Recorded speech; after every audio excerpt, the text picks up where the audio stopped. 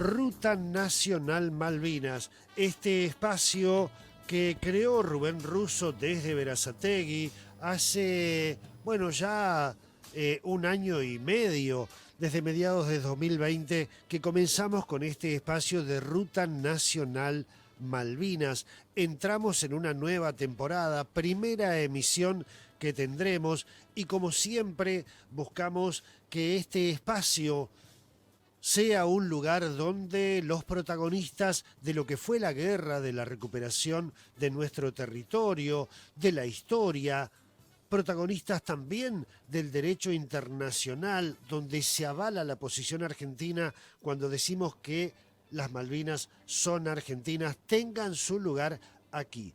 Hoy una entrega muy especial, una charla muy especial que tendremos con alguien que también fue protagonista de nuestra guerra por la recuperación de nuestro territorio, el hombre que preservó para la historia las imágenes, las fotos, los videos. Pero primero vamos a pasar a buscar al creador de este espacio, Rubén Russo, en Berazategui. Rubén, buenas noches, ¿cómo estás? Hola Sergio, buenas noches, ¿cómo estás? Buenas noches a toda la audiencia, ¿cómo están? Bien, muy bien. Bueno, ya lo tenemos allí, así que también lo vamos a saludar a Eduardo Rotondo. Eduardo, buenas noches. Hola, buenas noches, ¿cómo andan?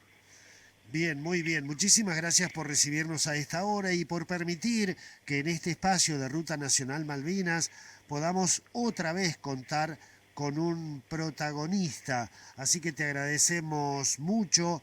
Vos estuviste en territorio malvinense desde abril hasta luego de la rendición, ¿verdad? Sí, yo entré por primera vez a Malvinas el 6 de abril y me escapé el 17 de junio en un lanchón hasta llegar al Irizar que estaba zarpando para Comodoro Rivadavia. Eduardo, vos fuiste protagonista y nos has permitido a las generaciones posteriores conocer a través de tus imágenes lo que fue la guerra por la recuperación de nuestras Malvinas. Me imagino la diferencia de tecnología con lo que es ahora, pero aquello, luego de haber estado como corresponsal de guerra en otros lugares, habrá sido muy especial para vos, ¿o no? Sí, sí, en realidad yo desde el año 78 cubría en Centroamérica, pero era la guerra de otros. Era la guerra de los guatemaltecos, la guerra de los salvadoreños o de los nicaragüenses. Pero esta era una guerra diferente porque era mi guerra, lo que estaban combatiendo eran mis hermanos, compatriotas, ¿no? Entonces era una situación totalmente distinta a la que había vivido antes. Rubén, Eduardo, cómo te va? Buenas noches, te saludo. Hola, hola, hola, ¿cómo andás? Muy bien, gracias. Después, ¿cómo es, qué es lo que sucede que después de estar como corresponsal de guerra en Centroamérica, volvés a Argentina a hacer qué en particular previo a lo que es el conflicto de Malvinas? Bueno, yo desde hacía 4 años vivía en Costa Rica y desde Costa Rica trabajaba para una agencia de noticias argentina que tenía corresponsales en casi todo el mundo. A mí me había tocado la parte de Centroamérica y entonces yo cubría lo que era todo el área centroamericana. Como Centroamérica es un territorio muy chico, de Costa Rica a cualquiera de los otros países había media hora de avión, o sea, se tardaba más en subir y bajar que lo que tardaba el avión en llegar. Pero a finales de marzo la agencia me llama y me dice que me tengo que volver a Buenos Aires y que me traiga a mi familia que estaba viviendo conmigo. Así que me vengo a Buenos Aires. Cuando llego me dicen te vamos a mandar al Mundial y yo dije qué raro, si yo no hago deporte, yo lo que estoy haciendo es otra cosa. Me dice, bueno, vos acomodate en lo de tu suegra que te vamos a avisar. Bueno, caí en la casa de mi suegra con mi señora y mis 2 hijos en aquel entonces, y cuando el 2 de abril ocurrió lo que ocurrió, bueno, al mediodía ya me estaban llamando por teléfono diciéndome, bueno, ahora ya sabes para qué te llamamos, prepárate porque vas a viajar a Malvinas.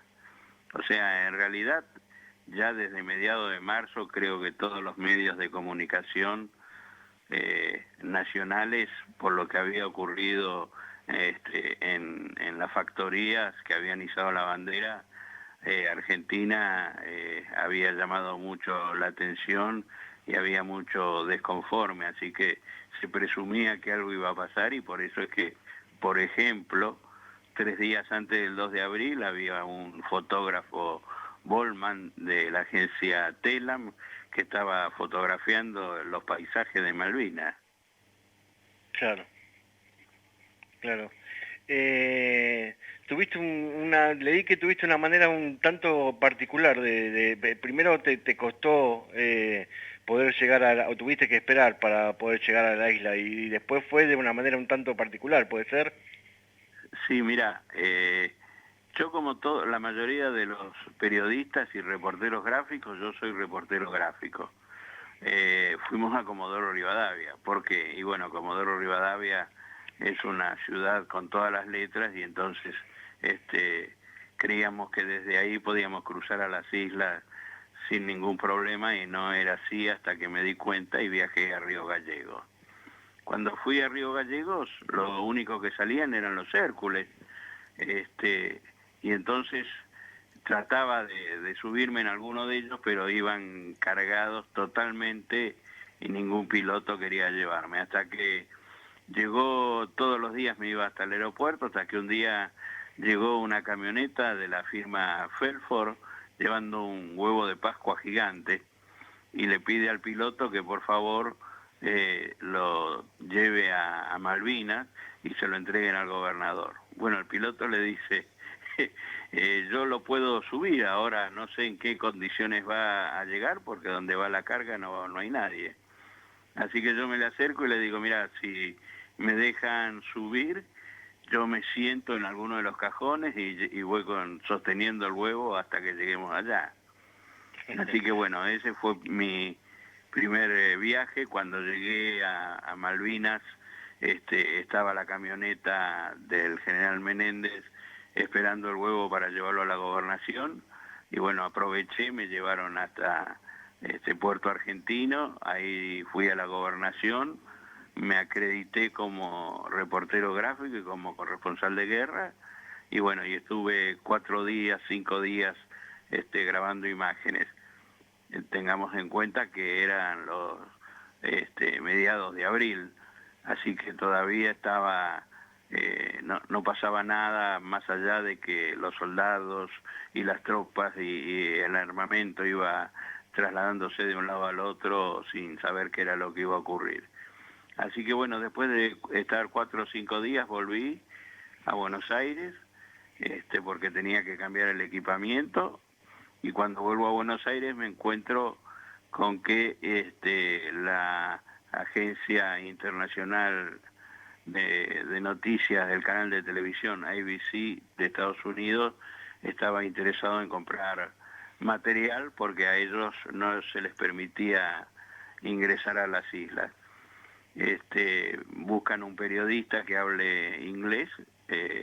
Nicolás Casanseu en ese momento no tenía trabajo, así que la segunda vez viajamos con Nicolás a Malvinas. Cuando llegamos al aeropuerto de Río Gallegos, por supuesto, los Hércules se nos ponían todos en fila, porque él era el periodista conocido que había estado trabajando hasta hacía poco con César Massetti y Mónica Mianovich en el programa de televisión. Así que bueno, estuvimos también 3 días filmando, él haciendo notas en inglés. Volvimos otra vez a Buenos Aires. Cuando volvimos, Fran Manilla, que era el productor general de la ABC News, dijo que prefería que solamente fueran imágenes con sonido ambiente, así que con el material que habíamos grabado, Nicolás se fue a ATC y automáticamente en ATC Horacio La Rosa, que era el productor general de 60 Minutos, le puso un camarógrafo a su disposición y él viajó como ATC y bueno, y yo llegué a Río Gallegos por tercera vez y me ocurre algo inesperado. Cuando me bajo del avión para llegar a Río Gallegos, había un jeep esperándome del ejército donde me dicen si yo era Rotondo y que era el que estaba trabajando para la cadena norteamericana. Les digo que sí. Me dice, mire, necesitamos que le haga un favor al país. Digo, bueno, a ver, ¿qué será? Me dice, necesitamos que filme unos tanques. Y yo dije, miren, tanques en Malvinas es medio difícil porque en cuanto cualquier tanque se pare 15 minutos, la turba se hunde y las orugas no van a poder seguir funcionando. Así que bueno, dije, bueno, voy a tratar de ver a ver qué podemos hacer. Y me llevan a un lugar donde había una vegetación, unos arbustos bastante grandes, se veían árboles de fondo, y le dije, mire, yo lo lamento, pero yo estoy trabajando y esto no lo puedo hacer porque no se lo va a creer nadie. Entonces me dicen, bueno, ¿qué te parece que se puede hacer? Digo, bueno, llévenme a recorrer un poco la zona a ver si encontramos algún lugar que se asemeje a lo que yo ya había visto. Así que bueno, salimos con ese jeep, encontramos un lugar con unas pequeñas lomadas y donde el arbusto por supuesto era bajito y no había árboles. Así que le dije, bueno, acá sería lo ideal. Le digo ahora, lo que acá habría que hacer es hacer 3 pozos en esas lomadas, poner en el piso las planchuelas esas de aluminio que usan ustedes para los puentes, y yo tomo a los tanques llegando y aparcándose ahí en esos huecos, y después, bueno, a ver, la gente que está arriba del tanque, no sé, saldrá a acomodar el tanque, a ponerle una recamuflada, qué sé yo. Así que bueno, la idea le interesó, me llevaron a almorzar, y mientras me llevaron a almorzar, una máquina cavadora hizo los 3 pozos. Cuando volvimos ya estaba todo preparado. Filmé a los tanques con 1 o 2 pasadas delante de cámara, y después los tanques que se aparcaban en esos 3 agujeros como enfocando hacia el mar. Bueno, ahí quedó, eso fue todo, terminó eso, y ellos me subieron arriba un avión y llegué a Malvinas. Justo ese día se daba la casualidad de que viajaba, no en un Hércules, sino que en un avión de línea, el comandante de la Fuerza Aérea. Así que llegué al aeropuerto de Puerto Argentino, y a los 15 minutos llegó el avión con el comandante, y aproveché y seguí filmando. Me olvidé de esa filmación. Así que cuando terminé el cassette, mandé el cassette a Buenos Aires. Y ese cassette, por supuesto, de Buenos Aires, fue a mano de los norteamericanos. Como era sabido, o ellos lo sabían, los norteamericanos, una vez que lo emitían ellos, se lo daban a los ingleses. Así que los ingleses vieron tanques en las islas y trajeron un portacontenedores lleno de tanques y tanquetas, algunas de ellas livianas, a oruga, y otras con ruedas. Esas llegaron hasta Puerto Argentino. Ahora, los tanques pesados, casi todos se quedaron en el camino. Así que bueno, esa era la historia de cómo llegué a Malvinas las 3 veces. Increíble. Y esta tercera vez, bueno, cuando llegué, ya era fines de abril, el 1 de mayo ocurre el ataque, y después lo del general Belgrano, y el general Menéndez decide que ni entra ni sale ningún periodista más. Así que estaba Telam, ATC, y yo, que en teoría iba a trabajar para los medios extranjeros. Así que bueno, así fue como fueron mis 3 viajes a Malvinas. Después que empezó, después de lo del general Belgrano, me llaman de la agencia y me dicen, mira, aparte de filmar, necesitamos que saque fotos porque Revista Gente quiere que saque fotos porque ellos no pudieron mandar su fotógrafo. Así que bueno, con mi cámara más otra más que me compré allá en el Westor, con el equipo encima, andaba y filmaba y sacaba fotos al mismo tiempo. De ahí salió el apodo que me pusieron después los soldados, que me decían el Equeco, porque sobre que soy bajito, andaba con la cámara más la casetera colgando en la espalda con una mochila, más las 2 cámaras de foto, más el bolso con las baterías del equipo, que eran baterías de moto. Así que bueno, así fue como fue toda la guerra. Me encontré con la sorpresa cuando volví al continente que Revista Gente había publicado muy pocas fotos mías. A eso se sumaban de que las fotos que publicaban eran en su gran mayoría de Río Gallegos y aparte los títulos, ¿no? Vamos ganando, seguimos ganando. Y eso a mí realmente me molestó mucho y me negué a entregar el material del 13, del 14 y del 15 en fotografía. El material de video, por supuesto, la IBC, en cuanto llegué, pasó por el control de ATC y de ahí se lo llevó la IBC. El material fotográfico yo me negué a entregarlo hasta que llegué a un acuerdo con el productor de la revista, que si no cambiaban el título en la revista yo las fotos no las daba. Así que durante 3 semanas sacaron 3 revistas Gente. La primera creo que se llamó La guerra que no vimos, la segunda fue Las fotos que nunca vimos y la tercera creo que ya era más específico, que era había alimento, cómo estaba la tropa y qué sé yo. Pero bueno, lamentablemente cuando pregunté por qué mi material no se difundía, me dijeron de que había una orden que no se podía publicar las fotos que yo mandaba. Así Eduardo, que bueno, sí, para las nuevas generaciones, cuando vos decís 13, 14 y 15, te referís al mes de junio de 1982, que es el momento de la rendición, ¿verdad?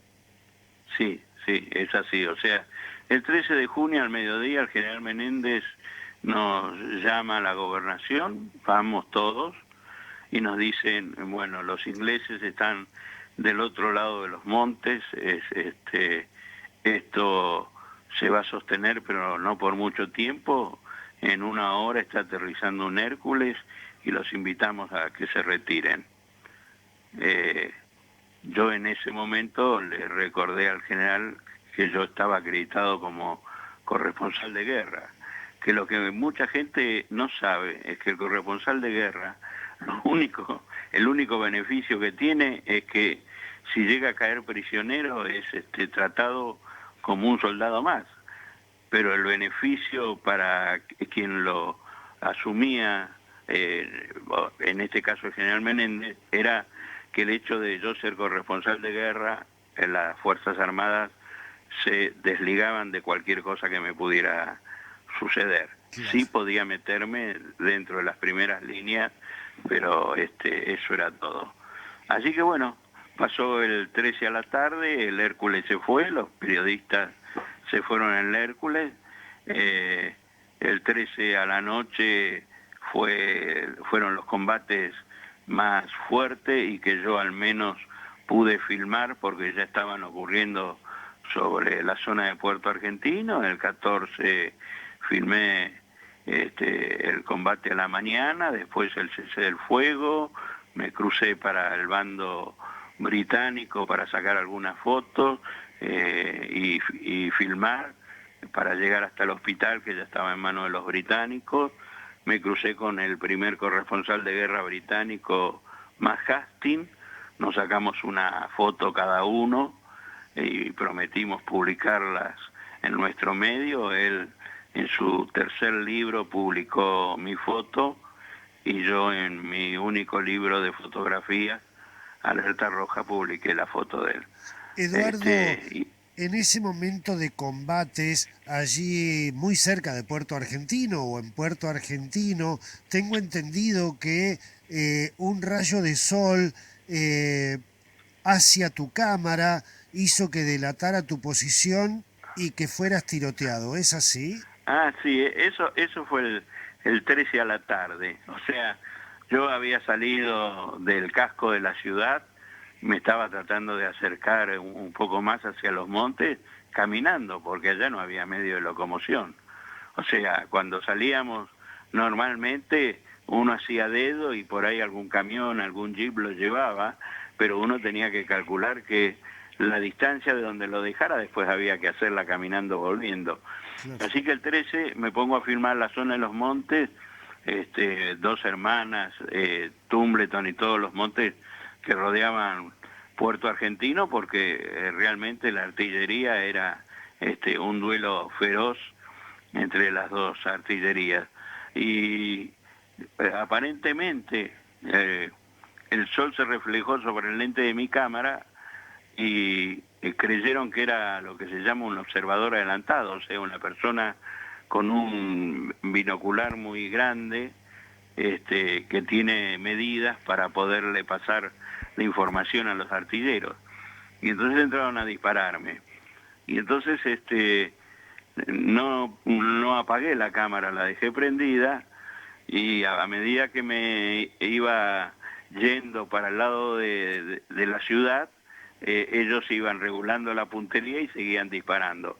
Por supuesto que disparaban adentro de la bahía, sobre el agua, pero cuando el morterazo o la bomba caía en el agua, no solo salían las esquirlas, sino que las piedras que estaban en el fondo, que eran quizás peor que las esquirlas, y una de esas piedras o esquirlas me rompió una de las dos cámaras de fotos.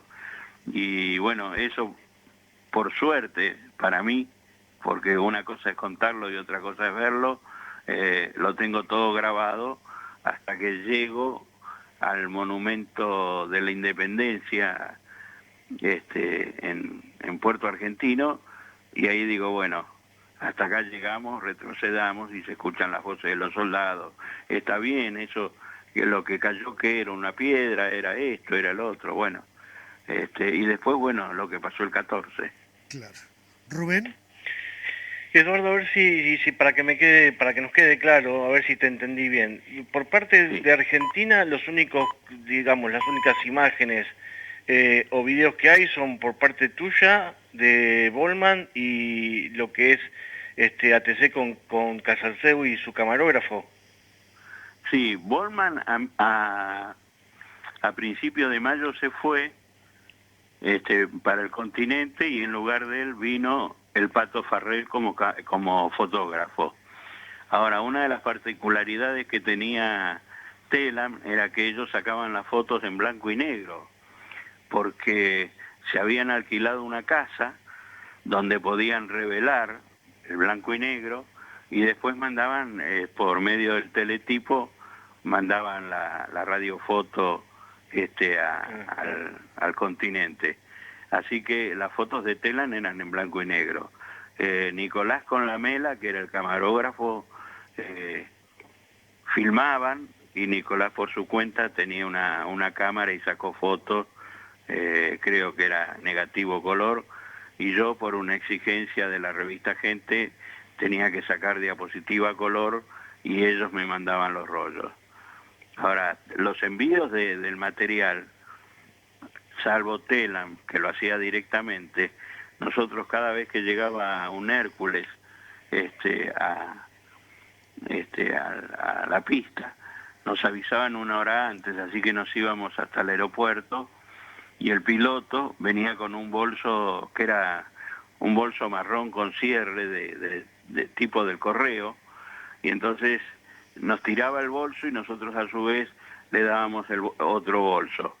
Adentro de los bolsos, por supuesto que lo que nosotros entregábamos era el material ya grabado o las diapositivas ya sacadas, había que procesarlas después en el continente, Claro. y lo que nos estaba entregando el piloto era el material virgen para seguir trabajando. Así que bueno, así ocurrió hasta el 13 de junio, y el material del 13 a la tarde, el 14 y el 15, como no lo pude despachar, me lo puse entre la ropa y lo llevé encima. ¿Y por Bien. qué decías, Eduardo, que tuviste que huir de allí?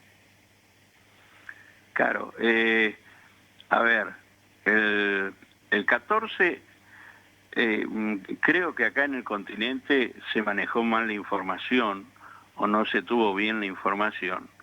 El 14 de junio, a las 16 horas, recién ahí se decreta un cese del fuego, ¿sí? O sea que ninguna de las dos fuerzas, ni la británica ni la argentina, iban a seguir disparando. Y el cese del fuego estaba previsto hasta las 21 horas de ese día. Si no se llegaba a un arreglo con el general Menéndez de que firmara la rendición, se iba a seguir combatiendo. Años después, que fui invitado por los británicos a ir a Malvinas, me encontré con el general Julian Thompson, que había escrito un libro que llamaba No Picnic, y me cuenta que él permaneció durante el cese del fuego en apresto con toda su regimiento, por las dudas recibiera la orden de que se seguía combatiendo.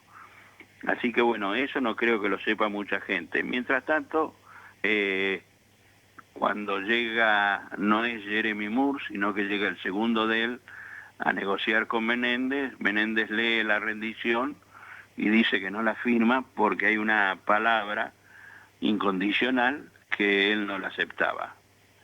Bueno, y no la aceptaba, pero, a ver, nuestras tropas ya habían retrocedido hacia Puerto Argentino, los ingleses se seguían manteniendo en la línea divisoria invisible, que era la calle que llevaba al hospital de las Fuerzas Armadas Argentinas, y lo único que habían atravesado esa calle eran los corresponsales de guerra. Ellos tenían 20 corresponsales de guerra que estaban perfectamente uniformados, y 5 o 6 periodistas que eran periodistas pero que estaban con ropa común. Entonces, bueno, estábamos todos en la puerta de la gobernación, Menéndez no dejó entrar a nadie, y a las 20:59 ya sí estaba Jeremy Moore en la gobernación, y le dice, bueno, tache la palabra incondicional y fírmelo. Así que Menéndez tacha la palabra incondicional y lo firma. Y entonces ahí sí se había firmado la rendición. Según el original, dice 20:59 hora de Malvinas, hora local, 23:59 hora de Zulú. Bueno, ese día, por supuesto, me vuelvo para el hotel, y ya la atención en el hotel era totalmente diferente. Ya en el hotel no estaba ni Nicolás, ni la Mela, ni los curas, que normalmente se hospedaban ahí, y era el único argentino, así que traté de pasar lo más desapercibido posible y entrar a la habitación. Me preparé el equipo y dejé el equipo ahí. Y el 15, cuando salí pero sin el casco que decía corresponsal de guerra. Salí con una campera que había comprado en la isla, así que mientras no hablara aparecía un kelper más, y la cámara de foto nada más, y saqué una foto. Cuando vuelvo al hotel, alguien del hotel me dice, hace un rato estuvieron unos militares acá preguntando por Mr. Casanseu y preguntando por el camarógrafo que había filmado ayer. Claro, el camarógrafo de ellos, de la BBC, no venía en primera línea, venía atrasado, venía lo que nosotros llamamos un día atrás. Y entonces hasta que no llegó el camarógrafo de la BBC a Puerto Argentino, no hicieron la entrada por la avenida Costanera, desfilando y todo eso, que eso no lo pude filmar. Así que dije, bueno, gracias por darme la información. Me imagino que me estarán buscando para sacarme el material de ayer, porque soy el único que lo tiene. Y me dicen, bueno, mirá, abajo en el estacionamiento, que estaba justo frente a la habitación que yo alquilaba, está el jeep del hotel con la llave puesta. Así que, bueno, desarmo como puedo la cámara, la meto en el bolso, lo mismo que el casco, y cometo el error de no traerme una agenda que yo tenía donde iba anotando diariamente qué era lo que iba filmando, que había quedado en la mesa de luz. Y bueno, quedó en la mesa de luz y por supuesto, después cuando volví al continente entré a mostrar las fotos y no tenía el nombre de los soldados. Era un soldado más, salvo 2 o 3 casos donde era fotografías de especiales. Y entonces llegué hasta el Yeguín y le digo al capitán del Yeguín, mire, usted que está llevando heridos hasta el Irízar, ¿por qué no me despacha este material? Y el capitán del Yeguín me dice, sí, no hay problema, yo te lo trato de subir, aunque arriba del Irízar hay un médico argentino, un médico de la Cruz Roja y un médico británico.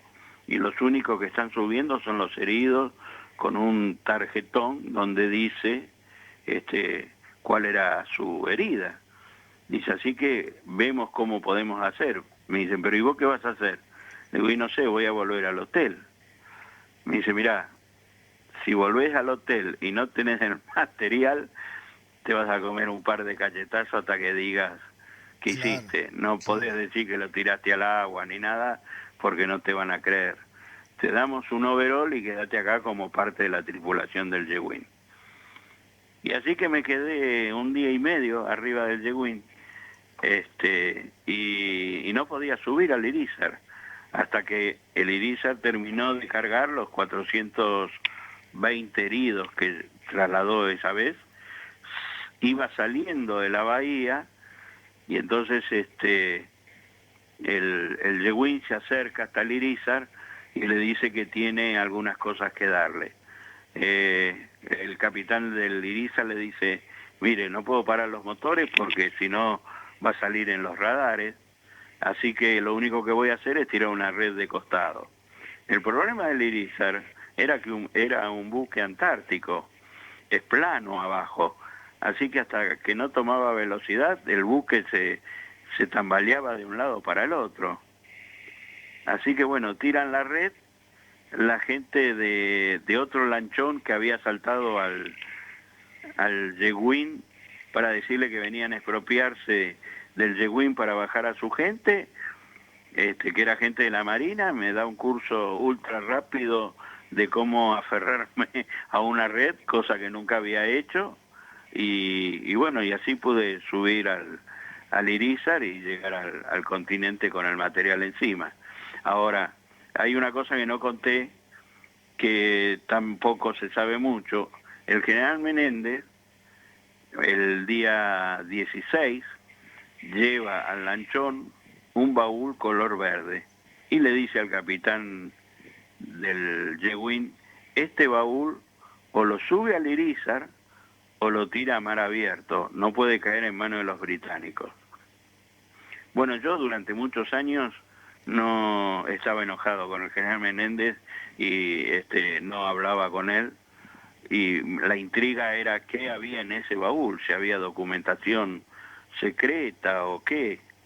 Bueno, el día que pude hacerle un reportaje, lo primero que hice fue preguntarle qué había dentro de ese baúl, y él me confesó que adentro de ese baúl lo que estaba era la bandera de ceremonia de la gobernación. Tremendo testimonio, Eduardo. Nos hemos quedado sin tiempo, pero me decía Rubén Russo de la posibilidad de volver a hablar porque estás preparando todo un material para un nuevo libro, ¿verdad? Sí, sí, es así. Estoy tratando de hacer mi segundo y último libro porque ya no creo que a mi edad pueda seguir con todo esto. Y bueno, son las memorias de lo que viví esos 60 días en las islas y con una modificación que va a llevar un código QR. Entonces las personas van a poder escanear ese código y ver el video de lo que estoy contando o la fotografía de acuerdo a lo que sea. Pido mil disculpas, pero soy muy charlatán. No, no, ha sido impresionante la charla, Rubén. No, no, la verdad que sí, es muy bueno. Te quiero preguntar, no sé si lo tenés en forma exacta, pero la cantidad de material que trajiste o que enviaste desde allá, tanto de diapositivas como horas de video, ¿podés tener algún Sí, acercamiento de todo lo que hiciste? sí. En cuanto a video, durante 10 años yo no podía hacer uso del material de video porque era exclusivo de la cadena norteamericana. Ahora, yo grababa en sistema NTSC, que era el sistema que usaban los norteamericanos, Claro. pero el material, antes de darle a los norteamericanos, pasaba por un control militar y lo convertían a PAL. Bueno, ese material convertido a PAL lo tenía mi agencia y son 8 horas de video. Y en cuanto a la fotografía, sí, iban a gente directamente porque los militares no tenían como revelar rollo de diapositivas y tengo 720 fotos. ¿En total de Tremendo, conflicto? Sí, sí, de todo el tremendo conflicto. material, tremendo material. Toda la historia está ahí.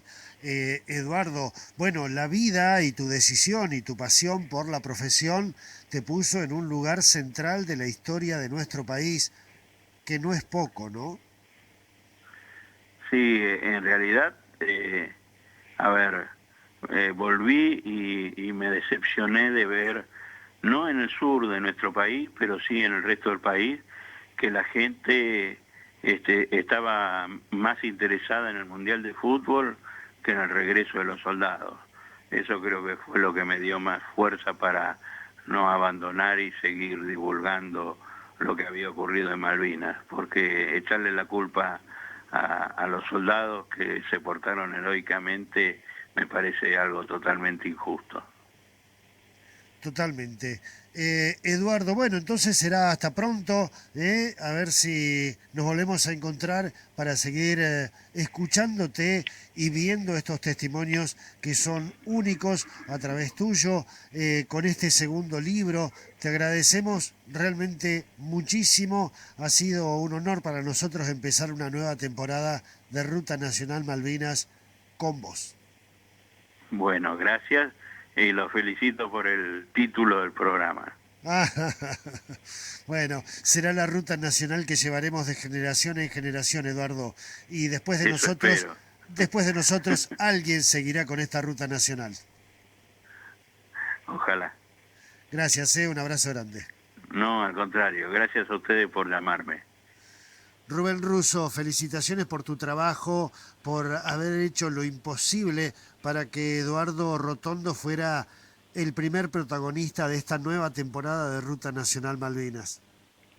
Sí, la verdad que bueno, un gran placer poder tenerlo en este primer programa, una persona que vio la guerra desde otro punto, si se quiere, que puede contar un montón de cosas de forma mucho más objetiva tal vez que otros. Y bueno, y agradecerle profundamente la inmediata predisposición que tuvo al comentarle que lo queríamos entrevistar para el programa, se brindó inmediatamente y coordinamos esto que estábamos diciendo recién, esta segunda parte donde ya vamos a hablar un poquito más adelante de algunas fotos, en particular fotos que prácticamente son desconocidas a casi 40 años del conflicto. Y bueno, nos va a relatar las anécdotas de esas fotos y vamos a tener también un poco más información sobre el libro y sobre todo lo que hizo. Rubén Russo, abrazo grande, nos encontramos dentro de 15 días en una nueva emisión de Ruta Nacional Malvinas. Muchas gracias. Saludo a toda la audiencia, que estés bien, Sergio.